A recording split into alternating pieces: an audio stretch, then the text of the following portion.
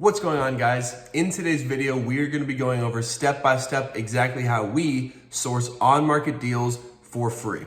What we're going to do is we're going to walk through how to use Redfin to find the deals, how we use Zillow for running comps, and then how we use our calculator to estimate ARV, estimate repair costs, and then get our max allowable offer and our disposition price. So with that, let's dive on in. You guys can follow along click by click, step by step, implement this into your own business. So without further ado, let's dive on in. What we're gonna do to source deals, we're gonna start in Redfin. I'm gonna come over here to Port St. Lucie. This is one of our favorite markets right now.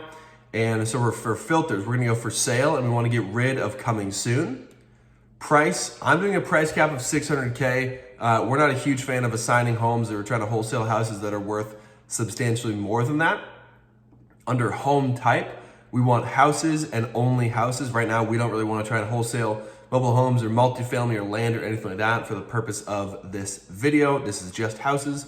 And then we hit done. Under all filters, we're gonna come down here, go time on Redfin. This one's super important. We want more than 60 days.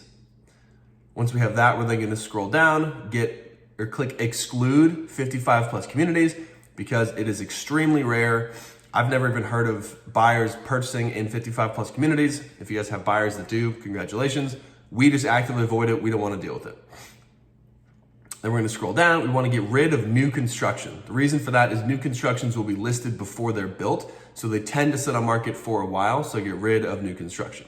Now, in Port St. Lucie, at the time of this filming, there's 461 homes that meet this criteria. What you can do from there, if you want, you guys can add keywords into Redfin, such as TLC, motivated, fixer-upper, stuff like that might indicate that the house needs some repairs or they're looking to sell quickly. But for this example, we're just gonna go see 461 homes. Once we have that pulled up, we're then gonna click sort by newest. So again, we're going 60 days plus. So when I sort by newest, the one on the top of the screen is 60 days. And then the further down you scroll, the more pages you go down, the longer they've been on market. So with that, we're then gonna go to the last page. And we're gonna scroll all the way down to the last page and start from the bottom. So this one, for example, 2517 Southwest Cooper Lane. This one has been on market for 173 days. So right at the gate, super long time on market. You can tell from the pictures immediately, the kitchen's pretty outdated. The carpet looks like it could be cleaned. It's not a super big rehab, but we would then go look at comps and see kind of what the comps look like. And if other comps that are selling for, the $400,000 price point have much nicer kitchens, we then have a pretty good indication as to why this property isn't selling. So we're gonna go pull up one of our houses to underwrite. So this has been on market for 319 days. It is a 3-bed, 2-bath, 1,101 square foot. So first things first, what we want to do is we want to determine ARV because our goal is going to be underwrite this deal, look at the photos, determine ARV, estimate rehab, and then call the real estate agent and make our offer. We typically do both cash offers and seller financing. So we're going to go ahead and run some numbers. Now, personally, I like using Zillow for running comps. I'm just more proficient with it. That's what I like. You guys can use Redfin. You can use realtor.com. You can use Propstream, etc. But for this example, we're going to Zillow.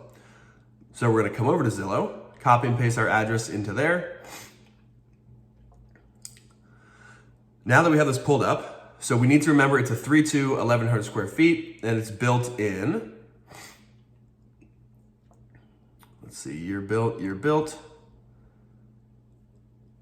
Built in 1989. So typically when you're running comps, you want to go plus or minus 10 years on the year built. So I obviously don't want something built in the 1920s. I don't want something built in 2019. I want something 1979 to 1999. So what we're gonna do is we click out of that. We're gonna zoom out a little bit on Zillow. And then we're gonna click draw on our map. And we're then gonna draw around all the major roads. So you guys can see Crosstown Parkway is pretty big. This big yellow highway is pretty big. Go around this river, come back up, and now we have our little box selected and we hit apply. We want sold because we're looking for sold comps. Bed bath, ours is a 3-2. So we click 3, use exact match because I don't want to comp a 5-bedroom to a 3-bedroom, and then 2-bathroom. Home type, we want houses because we're only looking to comp with comparable houses.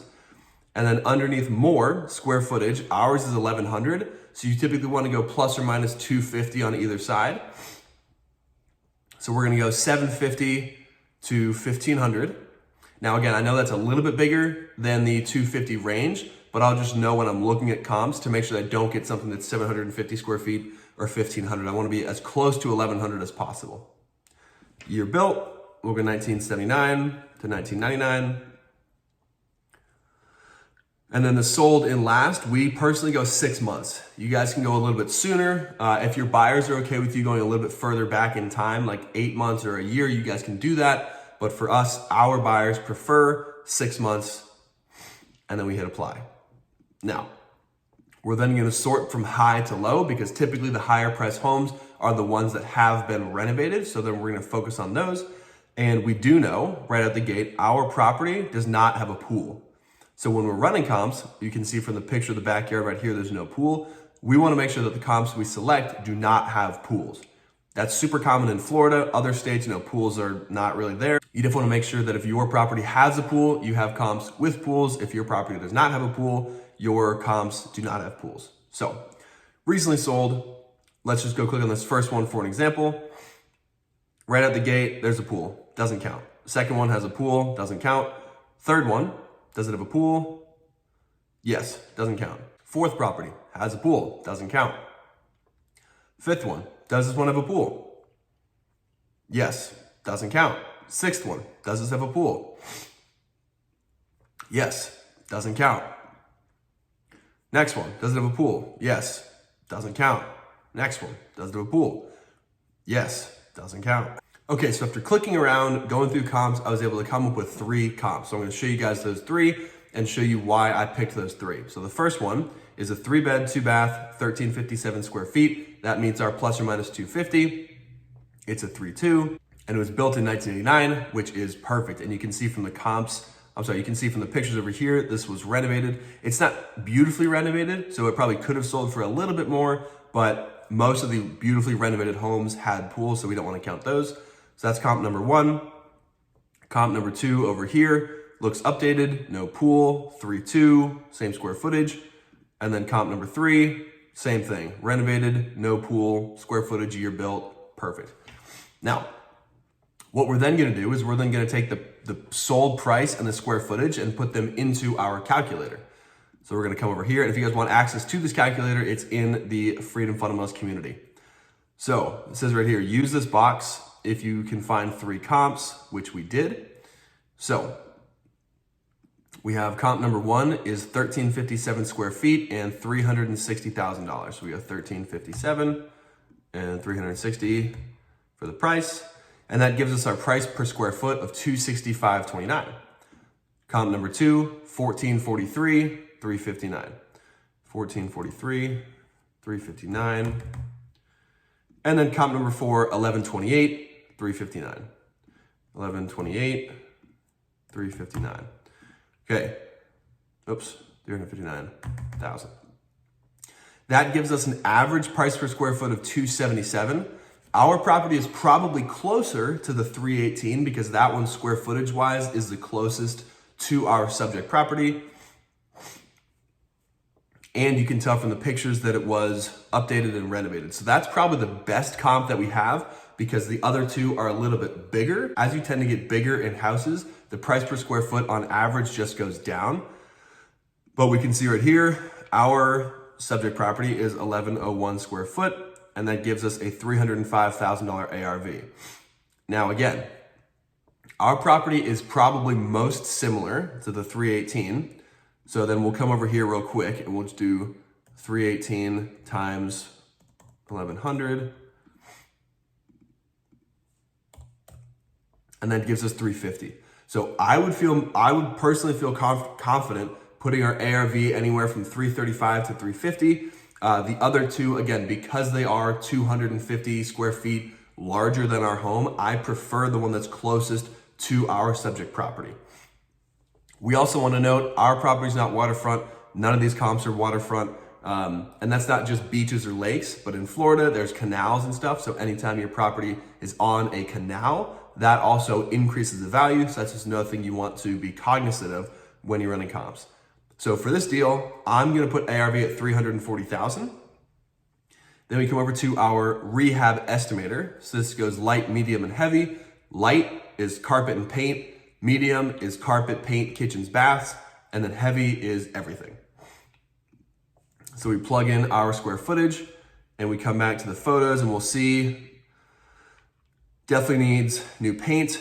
The floors could probably be redone. The kitchen's definitely dated, but major structural things should be pretty good. And again, we will confirm that with the real estate agent when we make that phone call. But in this example, we're gonna put it at a medium rehab, which gives us $33,000.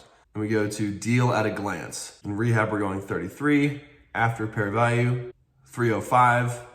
Max allowable offer is 231 and assignment fee is 10,000. So we can also go to our ARV calculator and let's just say that I only want to use the one comp that I feel most confident in. We're going to come back here and we're going to copy and paste these two. So that's 1128 and 359. Come up here, paste that. 1101. That gives us a ARV of 350. So then we go back to the deal at a glance, and if we go after repair value of 350, that gives again the max allowable offer of 231 with an assignment fee of $10,000. Now, understanding where your buyers buy is super important. That's why in the community, we always talk about finding buyers first, because in certain markets, buyers tend to pay at different percentages. So in this calculator, we have at 0.65, because if you're in certain rougher areas of Memphis, Tennessee, or Detroit, or certain areas in Jacksonville, Florida, buyers typically pay less than 70% minus repairs because of the neighborhood. There's other places where they do 70. There's some places they do 75. Some other places they even do 80. But you have to talk to your buyers and understand what they pay so that you know which of these offers to make, so that you can understand where your assignment fee is. We have, if we're at 75% minus repairs, our MAO is 219,775. And we can see right here that it's listed at 317. So we have about $100,000 price cut to go get. Right out the gate, that's pretty steep. It could be possible, but that's pretty steep.